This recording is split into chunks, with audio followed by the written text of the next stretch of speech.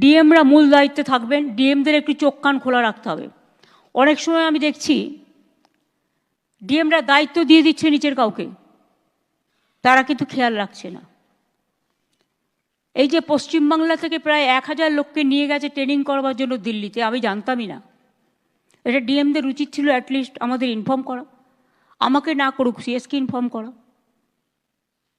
আপনারা বিএলও যেসব লিস্ট করেছেন, বিএলওদের কাছে আমার অনুরোধ থাকবে ভোটার লিস্ট থেকে কারো নাম যেন বাদ না যায় সেটা দেখার। মনে রাখবেন, ইলেকশন কমিশন তার নোটিফিকেশন যখন হবে ডেট অফ ইলেকশন, তখন থেকে এটা ইলেকশন কমিশনের আন্ডারে যায়। তার আগে স্টেট গভর্নমেন্ট, আবার ইলেকশনের পরেও স্টেট গভর্নমেন্ট। সুতরাং এটা মনে রাখবেন, আপনারা চাকরি করেন স্টেট গভর্নমেন্টের, কোনো মানুষকে অযথা হ্যারাস করবেন না। যদিও আজকে কেস আছে বলে ডিটেলস আমি বলছি না, দেখবেন যেন মানুষ হ্যারাস না হয়। যারা দীর্ঘদিন এই রাজ্যের ভোটার, একটা লোক 4 দিন গিয়ে এলো, 4 দিন গেল, তখন হয়তো সে একটা কোথাও ঘুরতে গেছে, তাই বলে আপনি তার নামটা বাদ দিয়ে দেবেন? আপনাকে দেখতে হবে তার অরিজিনাল অস্তিত্ব আছে কি না। আপনারা তো দেখছেন চারিদিকে যারা বাংলা ভাষায় কথা বলছে অত্যাচার হচ্ছে। আসাম সব ডিটেনশন ক্যাম্প, আসাম গভর্নমেন্ট চিঠি পাঠাচ্ছে বাংলার কুচবিহার আলিপুরদুয়ারকে, রাজবংশীদের, যে তোমাকে ফরেন ট্রিব্যুনালসে ইল্লিগাল ঘোষণা করা হচ্ছে। সাহস হয় কোত্থেকে? দর্শক শুনলেন মুখ্যমন্ত্রীর বক্তব্য। এই বক্তব্য বা এই ভিডিও দেখার পরেও যদি বাংলার মানুষের চৈতন্য না হয়, তাহলে আর কি দেখালে বা আর কি দেখলে বাংলার মানুষের চৈতন্য হবে? টিএমসি যারা আছে তাদের তো চৈতন্য কোনোদিনই হবে না। যারা এই নেতা কর্মী টিএমসির আছেন তোলামূলের, তারা তো এটাকেই সাপোর্ট করবে। যারা অন্যান্য রাজনৈতিক দলের এবং সাধারণ মানুষ আছে, তাদের কি ঘুম ভাঙবে? তাদের কি চৈতন্যটা হবে এই ভিডিও দেখার পরেও? কারণ বাংলাদেশি মুসলিম এবং রোহিঙ্গাদের এই রাজ্যের বাঙালি বানাতে চলেছে মমতা ব্যানার্জি। প্রশাসনিক বৈঠক থেকে মুখ্যমন্ত্রীর হুঁশিয়ারি কাদেরকে? যারা রাজ্য সরকারি ও উচ্চ পদস্থ কর্মকর্তারা আছেন, যারা নির্বাচন কমিশনে কাজ করে থাকেন, তাদেরকে হুমকি যে নির্বাচনের কয়েকদিন আগে থেকে নির্বাচন কমিশনের আন্ডারে আপনারা থাকেন এবং নির্বাচন মিটে গেলে তখন কিন্তু আপনারা আবার সেই রাজ্য সরকারের কর্মচারী, অর্থাৎ একটা ভোটার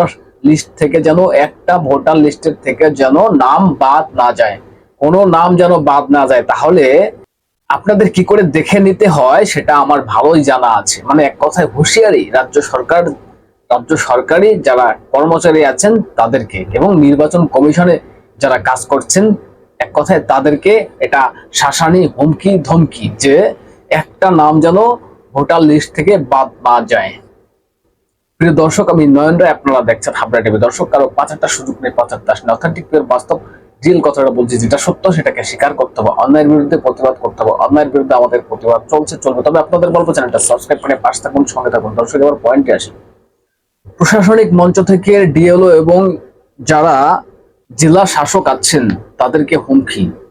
আপনারা জানেন যে বিহারে যে নির্বাচন কমিশন ভোটার লিস্টের থেকে প্রায় 55 থেকে 60 লক্ষ নাম সেখানে বাদ দিয়েছে, এবং সেখানে প্রায় 20 লক্ষর উপরে আছেন যারা মৃত ভোটার, তাদের নামটা তো এমনি বাদ যাবে। এবং অন্যান্য যারা আছে, বেশিরভাগ ক্ষেত্রে দেখা যায় ওই 60 লক্ষ থেকে 58 লক্ষ প্রায় বাদ যাবে হচ্ছে আপনার এদিক ওদিক চলে গিয়েছে, বা ওই মৃত ভোটার একজন দেখা যায় এই রাজ্যে ছিল বা অন্য জায়গায় চলে গিয়েছে, এরকম অনেক ভোটার আছে। সেইগুলো নিয়ে আমাদের মুখ্যমন্ত্রীর এত কেন টেনশন? ওটা বিহারে হয়েছে, আর মুখ্যমন্ত্রী এখানে টেনশনে পড়ে গিয়েছেন কেন? যে এই রাজ্যে তো আলাদা অন্য সিস্টেম, তাই না?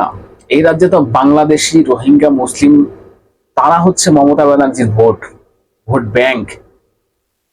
এখন তাদের যদি এই রাজ্য থেকে এই প্রক্রিয়াগুলো সম্পূর্ণ করে তাদেরকে বের করে দেওয়া হয়, বাংলাদেশ পাঠিয়ে দেওয়া হয়, তাহলে তো মুখ্যমন্ত্রীর ভোটটা চলে যাবে, তাই না? টেনশনটা এখানেই, ভয়টা মুখ্যমন্ত্রীর এখানে। এবং এটা ভয়ানক এক কথায় যে বাংলাদেশি রোহিঙ্গা এবং বাংলাদেশি মুসলিমদের এই পশ্চিমবঙ্গে বাঙালি বানাতে যাচ্ছে, মানে পশ্চিমবঙ্গের বাঙালি বানাতে চলছে মমতা ব্যানার্জি। আমি সকালে একটা প্রতিবেদন করেছি, সেখানে দেখিয়েছি যে মলয় এবং সামিরুল দুজন হচ্ছেন মানে ওই পরিযায়ী শ্রমিক যারা আছেন তাদের চেয়ারম্যান হিসেবে আছেন। তাদেরকে বলা হয়েছে যে একটা স্কিম তৈরি করো, একটা স্কিম তৈরি করে যারা ওই রাজ্যে আছে, অন্যান্য রাজ্যে, তাদেরকে এই রাজ্যে নিয়ে এসো, নিয়ে এসে যাদের বাড়িঘর নেই তাদেরকে এই রাজ্যে মানে ক্যাম্প করে দাও, ক্যাম্প করে দাও, তারা ক্যাম্পে থাকবে। একটা কথা ভাবুন তো, পরিযায়ী মানে পশ্চিমবঙ্গের পরিযায়ী শ্রমিক, অথচ তাদের নাকি বাড়িঘর নেই, তাহলে তারা কোন পরিচয়ে এখানে থাকে? কি না কি আছে তাদের এই বঙ্গে? তাদেরকে মানে ক্যাম্প তৈরি করে দিয়ে এবং রেশন কার্ড তৈরি করে দিয়ে, আধার কার্ড, প্যান কার্ড সবকিছু তৈরি করে দিতে বলেছেন মুখ্যমন্ত্রী মমতা ব্যানার্জি। তাহলে কি এই রাজ্যে, এই পশ্চিমবঙ্গে রোহিঙ্গা ক্যাম্প হতে যাচ্ছে? এটা ভয়ানক না? বাংলার মানুষ কবে বুঝবেন আপনারা? নির্বাচন কমিশনে কাজ করা সরকারি উচ্চ পদস্থ কর্মীদের শাসালেন মমতা ব্যানার্জি। যে আপনারা মনে রাখবেন, আপনারা স্টেট গভর্নমেন্টের চাকরি করছেন, ঠিক আছে, যদি একটা নামও বাদ যায় তাহলে আপনাদেরও কি করে বাদ করতে হয় সেটাও আমি দেখিয়ে দেবো আপনাদের। মানে এক কথায় শাসানি, ধমকি, চমকি, মানে কারো নাম বাদ দেওয়া যাবে না। যারা মৃত ভোটার তাদের নামও বাদ দেওয়া যাবে না, এবং বাংলাদেশি রোহিঙ্গা মুসলিম তাদের নামও বাদ দেওয়া যাবে না। একটা বারো এই কথা বলেননি যে যারা এই পশ্চিমবঙ্গের লোক অর্থাৎ বাঙালি, যারা ভারতীয়, তাদের নাম যেন একটা নাম বাদ না যায়, অন্য বাংলাদেশি রোহিঙ্গা তাদের নাম বাদ যায়, আমার কোনো আপত্তি নেই এবং আমি তাতে হেল্প করব। যদি কোনো সন্দেহ থাকে, সারা ভারতবর্ষের রাজ্যের বিভিন্ন প্রান্তের সেখানে চেক দেওয়া হচ্ছে, বিভিন্ন স্টেট গভর্নমেন্ট চেক দিচ্ছেন, এবং মমতা ব্যানার্জি এটাকে কার্যত মানে অপমান করছেন। দর্শক কি বলবেন এসব নিয়ে? যদি আপনাদের কিছু বলার থাকে অবশ্যই আপনাদের গুরুত্বপূর্ণ মতামত জানাবেন, কমেন্টস করে নজর রাখবেন। হাবড়া টিভিতে চ্যানেলটা সাবস্ক্রাইব করে পাশে থাকবেন, সঙ্গে থাকবেন।